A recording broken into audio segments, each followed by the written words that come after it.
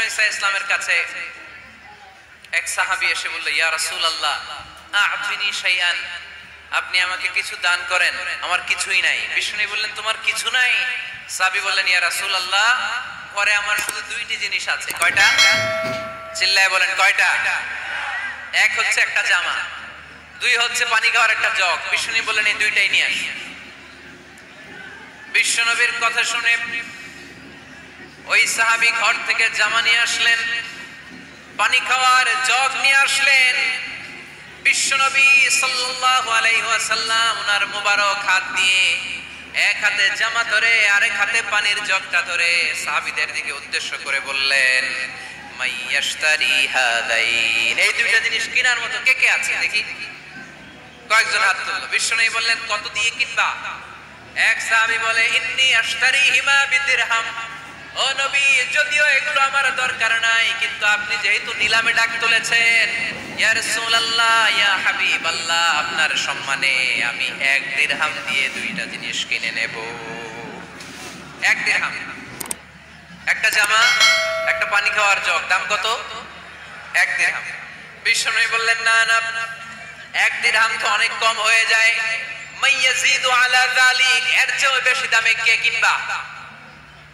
আরেক সাহাবী হাত তুলে বলতে লাগলেন, ইয়া রাসূলুল্লাহ ইয়া হাবিবাল্লাহ ওয়া ইন্নী আশতারিহিমা বিদিরহামাইন, আমি এই জামাটার পানি খাওয়ার জগটা 1 দিরহাম নয় 2 দিরহামের বিনিময়ে কিনতে চাই। বিষ্ণু ঈসা ইসলাম ওই সাহাবাকে দিয়ে দিলেন। দিয়ে 2 দিরহাম নিয়ে যে লোকটা ভিক্ষা করতে এসেছিল তার হাতে 2 দিরহাম দিয়ে বললেন, যাও 1 দিরহাম দিয়ে ঘরে খাবার কিনে দিয়ে আসো, আরেক দিরহাম দিয়ে একটা কুঠার কিনে নিয়ে আসো। শুনতেছেন? কি কিনে নিয়ে আসো? কুঠার দিয়ে কি করে? গাছ কাটে। ওই সাহাবী কুঠার কিনে নিয়ে আসার পরে বিশ্বনবী নিজ হাতে কুঠারের মধ্যে একটা কাঠের হাতল লাগাই দিলেন। আল্লাহু আকবার। হাতল ছাড়া কুঠার ইউজ করা যাবে? বিশ্বনবী নিজ হাতে ওই কুঠারের ভেতরে একটা হাতল লাগাই দিলেন আর বললেন, লা উরিদু আন আরাকা 15 আইয়াম, এই কুঠার নিয়ে জঙ্গলে যাও, গায়ে অনেক শক্তি আছে, কাঠ কাটো, এই কাঠ কেটে বাজারে বিক্রি করো, সামনের 15 দিন যেন আমি আমার চোখের সামনে তোমার না দেখি। বিশ্বনবীর পরামর্শ অনুযায়ী কুঠার নিয়ে ওই সাহাবী জঙ্গলে চলে গেলেন। কাঠ কেটে বাজারে বিক্রি করতে করতে 15 দিন পরে 10 দিরহাম নিয়ে বিশ্বনবীর দরবারে হাজির হয়ে গেলেন। 10 দিরহাম নিয়ে বিশ্বনবীর কাছে হাজির হয়ে গেলেন। সাহাবী এসে বলল, ইয়া রাসূলুল্লাহ এখন আর আমার ভিক্ষা করা লাগে না, আমার গায়ে অনেক শক্তি আল্লাহ দিয়েছে, আই এম ভেরি এনার্জেটিক, আপনার দেয়া বরকতের কুঠার দিয়ে আমি কাঠ কেটে কেটে স্বাবলম্বী হতে শুরু করেছি। সুবহানাল্লাহ পড়ে। আমি এখন 10 দিরহামের মালিক। বিশ্বনবী বললেন, লা আইয়াহতাতিবা আহাদুকুম হুসমাতান আলা যাহরিহি খায়রুম মিন আইয়াসআলা শাইআন ফায়ু'তিয়াহু আও ইয়ামনাহু, যাদের গায়ে শক্তি আছে তারা ভিক্ষা না করে কাঠ কেটে পিঠে সেই বোঝা নিয়ে বাজারে বিক্রি করা অনেক ভালো, কারণ কারো কাছে যদি তুমি হাত পাতো সে দিতেও পারে নাও দিতে পারে, আর কষ্ট করলে কষ্ট কোনোদিন বৃথা যায় না। চিল্লায় বলেন ঠিক কি না? বিষ্ণু ঈসা ইসলামের অনুপ্রেরণায় এই সাহাবা অল্প কিছুদিনের ব্যবধানে স্বাবলম্বী হয়ে গেলেন। What is the moral of the story? বিশ্বনবীর এই প্রফেটিক স্টোরি থেকে আমাদের কি শিক্ষা?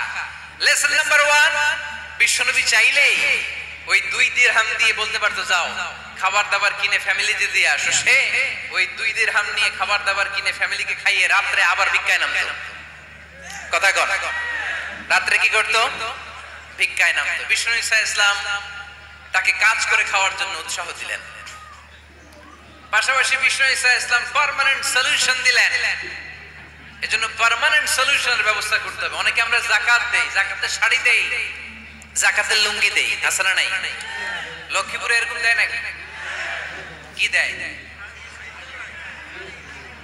হ্যাঁ, গাড়ি গাড়ি দেয়, শাড়ি না।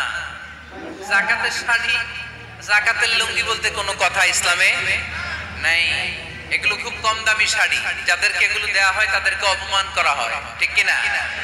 আল্লাহ বলেছেন, ওয়ালাকাদ কাররামনা বানি আদম, I have dignified the status of the sons of Adam, আমি আদমের সব সন্তানদেরকে সম্মানিত করেছি। সুবহানাল্লাহ পড়েন।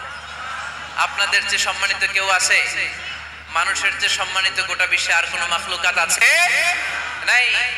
এজন্য যাকাতের শাড়ি দেয়া যাবে না, যাকাতের লুঙ্গি দেয়া যাবে না। যাকাতের শাড়ি আপনারা দেখছেন, এটারে একবার ধোয়ার পরে দ্বিতীয়বার পরা যায় না। মশারি কি পাতলা, এর চেয়েও পাতলা। এই জন্য যাকাতের শাড়ি, যাকাতের লুঙ্গি বলতে ইসলামে কোনো পরিভাষা নাই। আপনাকে স্বাবলম্বী করে দেওয়ার চেষ্টা করতে হবে। যারা লক্ষ্মীপুর জেলায় বিজনেস ম্যাগনেট আছেন, তারা একসাথে হয়ে একটা স্ট্রং যাকাত ম্যানেজমেন্ট প্ল্যাটফর্ম করতে পারে, যেখান থেকে আপনারা বিভিন্ন থানায়, বিভিন্ন গ্রামে বাছাই করে করে কিছু ভাইদেরকে যাকাত দিতে পারেন স্বাবলম্বী করার উদ্দেশ্যে। যেই ফ্যামিলিকে আছে, কি নাম এটা, পল্লী উন্নয়ন ক্লাব, মাশাআল্লাহ, যাকাত ফান্ড দিয়ে বিদেশে লোক পাঠায়। এর যে সুন্দর পদ্ধতিতে যাকাত বিতরণ আর হতে পারে। যেই লোকটাকে, যেই ছেলেটাকে বিদেশে পাঠানো হয়েছে, ওই ফ্যামিলিটা আর কোনদিন যাকাতের শাড়ি নেওয়ার জন্য লাইনে দাঁড়াবে? যেই ছেলেটাকে ওনারা অস্ট্রেলিয়ান গাভী কিনে দিছে, দুধ বিক্রি করে যেই ফ্যামিলিটা স্বাবলম্বী হতে শুরু করেছে, তারা আর কোনদিন যাকাতের লাইনে যেয়ে দাঁড়াবে না। এজন্য যাকাত দিতে হবে স্বাবলম্বী করার জন্য। ইসলাম আমাদেরকে এটাই শিখিয়েছে, কাজ করে খেতে হবে। কাজে লজ্জা নেই, লজ্জা হচ্ছে অলসতায়। লজ্জা কিসে? আজকের আলোচনা থেকে এটা মুখস্থ করে নিতে হবে, কাজে লজ্জা নেই। লক্ষ্মীপুরের ইয়াংস্টারেরা শ্রমে লজ্জা নেই, পরিশ্রমে লজ্জা নেই, লজ্জা অলসতায়। লজ্জা কিসে? আরো জোরে। নবীরা কি এমনি এমনি বসে বসে খাইছে? কঠিন পরিস্থিতিতেও নবীরা পরিশ্রম করে উপার্জন করা লেগেছে, ঠিক কিনা? সাইয়েদনা মারিয়াম আলাইহিস সালাম, যার নামে আল্লাহ তাআলা কোরআনে একটা সূরা দিলেন, উনি পৃথিবীতে এমন একজন মহিয়সী নারী, যেই নারীর গর্ভে, যেই নারীর পেটের ভেতরে স্বামীর স্পর্শ ছাড়া সন্তান দিয়েছে কে? সাইয়েদনা ঈসা আলাইহিস সালাম পেটে আসলেন। মারিয়াম আলাইহিস সালাম লজ্জা পেলেন। হায় হায়, কেমন করে এলাকাবাসীদের কাছে আমি আমার মুখ দেখাবো? বিয়ে করি নাই, স্বামী নাই, বিয়ে হয় নাই, স্বামী নাই, কিন্তু পেটে সন্তান চলে এসেছে। হায় হায়, এলাকায় কেমনে মুখ দেখাবো? লজ্জায় পড়ে মারিয়াম আলাইহিস সালাম এলাকা থেকে চলে গেলেন। কি অবাক করা কাণ্ড! বাচ্চা ভূমিষ্ঠ হওয়ার জন্য, বড় হওয়ার জন্য 6 মাস 7 মাস লাগে নাই, পেটে বাচ্চা আসার সাথে সাথে বাচ্চাটারে বড় করে দিয়েছে কে? সাইয়েদাতুনা মারিয়াম আলাইহিস সালাম এবার বসে পড়লেন, বুঝতে আরম্ভ করলেন প্রেগন্যান্সির পেইন উঠেছে। হঠাৎ করে পেট থেকে বাচ্চা ভূমিষ্ঠ হয়ে যাওয়ার পরে উনি কাঁপতে আরম্ভ করলেন। ক্ষুধার চোটে খাবার কিছু নাই, সামনে ঝর্ণা, উপরে একটা খেজুর গাছ। সাইয়েদনা ঈসা আলাইহিস সালামকে কোলে নিয়ে মারিয়াম আলাইহিস সালাম মনে মনে ভাবে, হায় রে, কেউ যদি একটু খেজুর বেড়ে দিত, এই ক্ষুধার মুহূর্তে আমি খেজুর খেয়ে পেটের ক্ষুধা নিবারণ করতাম। রব্বুল আলামিন মারিয়ামকে উদ্দেশ্য করে আয়াত নাযিল করে দিলেন, ওয়া হুজ্জি ইলাইকি বিজিযইন নাখলাতি তুসাকিত আলাইকি রুতাবান জানিয়া। কোরআন সাক্ষী, হুজ্জি ইলাইকি বিজিযইন নাখলা, এর মানে হচ্ছে মারিয়াম, কেউ পেড়ে দিবে না, একটু কষ্ট করে হাতটা উঁচু করে খেজুরের ডালা ধরে ঝাঁকুনি মারো, টসটসে কাঁচা পাকা খেজুর নিচের দিকে পড়বে, তারপর তুমি তুলে খাবে। সুবহানাল্লাহ পড়ে। আল্লাহ চাইলে অটোমেটিক্যালি কারামাত হিসেবে খেজুরগুলো নিচে ফেলতে পারতেন না? কথা কন, খেজুরগুলো অটোমেটিক্যালি নিচের দিকে পড়ছে? পড়ে নাই। আল্লাহ শিক্ষা দিয়েছে, যেই পরিস্থিতিতে থাকো না কেন, তোমাকে শ্রম ব্যয় করে, কষ্ট করে তোমার উপার্জন করতে হবে, রিজিকের বন্দোবস্ত করতে হবে। চিল্লায় বলেন ঠিক কিনা?